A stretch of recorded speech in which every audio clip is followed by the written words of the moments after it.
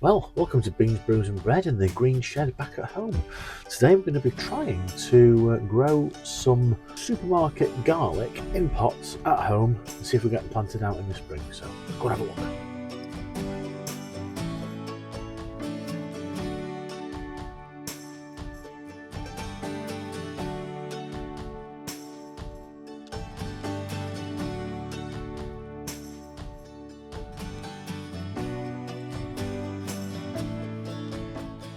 So the other day we planted our garlic out at the plot. We did some elephant garlic, we did regular garlic, hardneck variety, which were autumn sowing, stay in the ground over winter.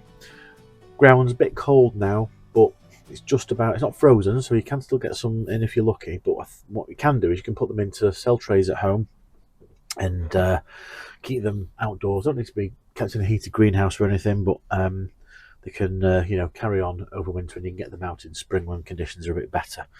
I know some of the seed companies are actually selling them as sort of pre-started plants with roots and little shoots on. So if they're doing it, why can't we?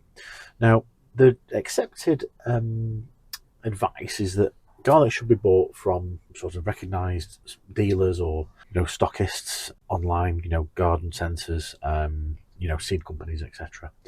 But there's always this big question about, can you grow fruit vegetables that you've got from the supermarket, and there's trimmings or plant potato that you've sprouted from your ordinary bag of spuds you bought from the local shop, and you can do that, but there's always a risk that things will get a disease, or there's a virus, or similar kind of things that will hamper them. But it's not worth a go.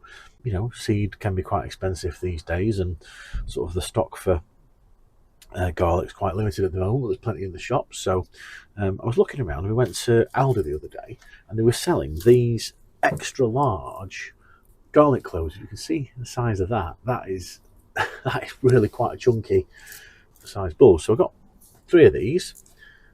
These were the best from the bunch, and the variety that they were called was called. This was on the side of the box, so it said, which we borrowed, was called Spring Violet. So it was country of origin was Spain. So I did a bit of Google research and found that this was a variety either called Spanish or Spring Violet. And you can see just on the skin there, you can see the sort of the nice purple colour into the outer skin. And these are great sized cloves. They're really big. A few have started to sprout on this one, so they are viable seed. They're not presumably been treated with any growth inhibitor if they're starting to sprout little shoots already. You can just see there, maybe just a little shoot there. So I think these are going to be good to grow. Now, on the research I did online, the countries that it seemed to have planted information for was Spain, Argentina and China. Now I'm thinking, if that's pretty wide growing sort of regions, and they were all set for sort of what you'd think as being sort of their autumn conditions in the calendar year. So I'm going to give these a go. So I'm going to plant these out today. Got a seed tray set up. We'll get them in. What we're going to do is I'm going to go through them. There's maybe a couple are a bit mushy. Don't want to transplant any that seem to have any damage or any disease or rot marks on them. So we're going to break these over. These are really big, nice, chunky cloves. Now, the idea is, hopefully, if we get any failures from what we've planted out on the plots so far, if the conditions are too wet, they rot off, we'll have these as backup at home that we'll have as plants, which are a bit more drier but more controlled conditions, that we can get planted out on the plot, and hopefully have some garlic for next year. So hopefully the new microphone is working. We upgraded the phone, so no longer a lightning cable but a USB-C, so hopefully the lavalier microphone is doing what it's supposed to do. Fingers crossed. It's got a few other upgrades planned for Christmas as well. Watch this space. So yeah, we'll get some seeds in. We're breaking them up. As you can see, breaking them up here, they are already starting to sprout, as you can just see there, little tiny thing there. Now I'm not going to peel them or take any, of the outer skins off, but there's a little bit of damage on that one. So just near the tip there, I'll be able to just see that a little bit of brown marking. Really, I don't want to transfer anything that might affect them. So there's always the possibility that if it does end up getting a bit mushy, it'll just get mushy at home and I don't need to transplant it at the plot. So we'll break up a few of these cloves from this head of garlic, and they are great size. We've got some really good ones, nice and firm. There's nothing too mushy so far, but we'll give them a nice break up. Maybe keep the smaller ones for green garlic. But yeah, these are really good. I mean, other than elephant garlic, which we can grow well at the plot, never succeeded with garlic at the plot, but they are great size cloves, and I'm even buying them from a seed company.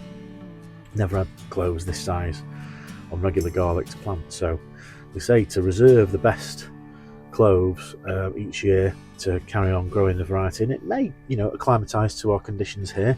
Might not be perfect with Spain, Argentina, China isn't Britain, obviously, but that's pretty wide variety of growing conditions. Hopefully, if this does do well this year, we might be able to get something acclimatised to our conditions, and it'll grow pretty well. So break the rest of these cloves up, and we'll get a few planted in. I mean, that is an absolute cracking size. That is brilliant. But we'll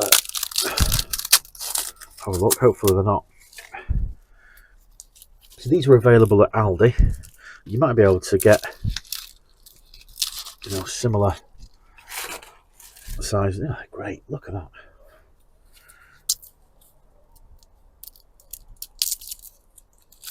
So might save one head for cooking, and we'll get the rest planted up.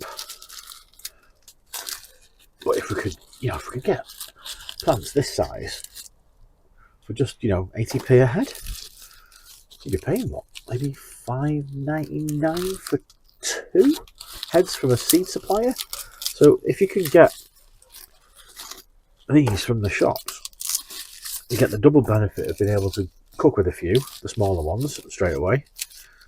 There's a few maybe slightly dusty looking ones inside.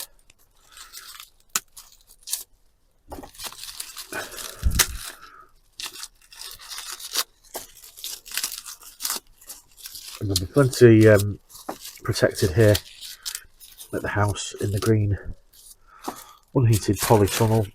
So we'll get some in here. I don't think I'll go for these extra large cells. That's more for your shallots, which are pretty big. So I think we'll just go for the ordinary size. Are they 40 cells possibly?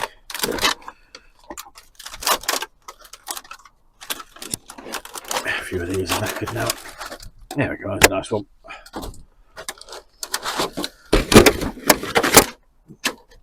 We'll get only the very biggest ones planted up. So repurposed this compost from one of the planter bags that we used, and put a bit of that manure that we had from the test video that we've uploaded. That's not done very well, I'm afraid. I don't know why, but if you want to go and watch that video, you can see how I do the test for contamination in manure. So go and maybe watch that video next. We'll get these planted in. Oh, I can really smell that garlic. Oh.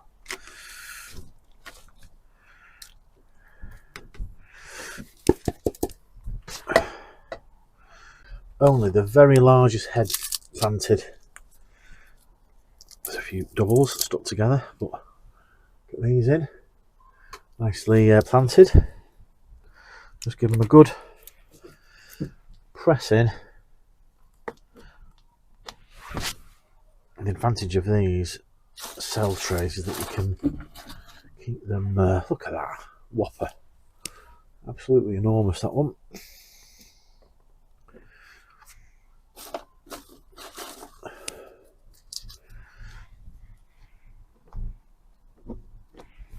So whilst a little bit sort of along the lines of, you know, can you grow stuff you've bought in the supermarket back at home, I might even end up potting these on again. I might even take these and put them into the shallot size pots as we get closer to spring.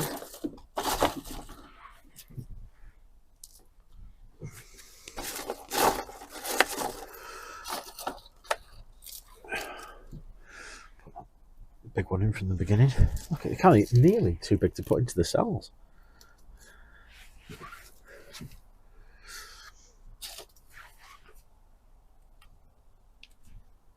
So this is a good technique for any garlic you're wanting to do now if the ground is too wet. Hopefully anything that you'll have planted by now will have got enough roots in the ground not to rot away, so fingers crossed. So I think you've missed the boat in your plot or at home to get them out into the actual open ground. This is a great way with your garlic seed to make sure that they get, I think, vernalized, so they get the cold temperature to get the roots going and split into, rather than just one big garlic clove, you get actual split cloves for next year. So I think we'll be going for our second head of garlic, our last one at this rate. Yeah, some smaller funds now. I think it's probably worth giving all of them a go, even if they are a bit on the diddy side, just to see how they perform. Goes without saying, root end, basal end down the bottom, pointy end up top.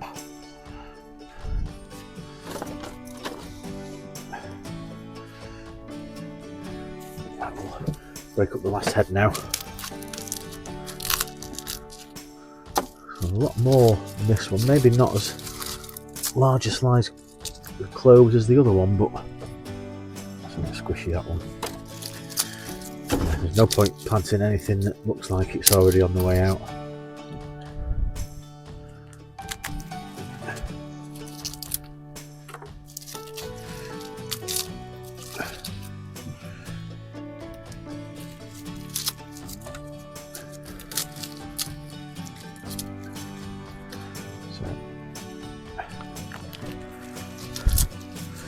So maybe get yourselves down to your local Aldi.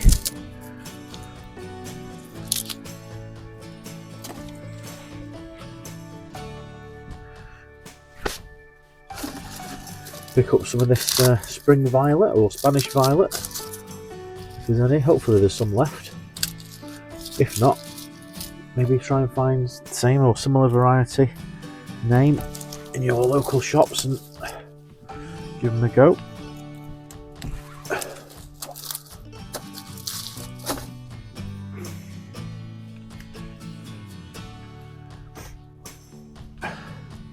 Just give them a little dressing on the top.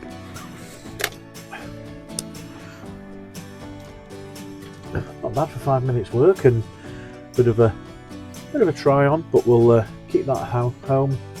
Don't need to water it very much, keep it barely moist, so under cover's probably best in winter conditions simply because of the rain, and you don't want them to swamp with water too much. And we'll see how they go. So thanks for watching today. Hope you've enjoyed the video. Hopefully give it a thumbs up. Got a few other videos planned coming up towards the end of the year. Try to do a sourdough starter one if I can. And if you like the content today, maybe make a suggestion down below if you try growing any garlic from store-bought cloves rather than seed suppliers. Then let me know how things have fared with you, or if there's any other thing I want to share, then or questions, then pop them down below. And if you haven't already, I'd be grateful if you'd press the subscribe button and the bell icon so you'll be notified the next time we have a video. Thanks for watching today. I'll see you next time. Bye.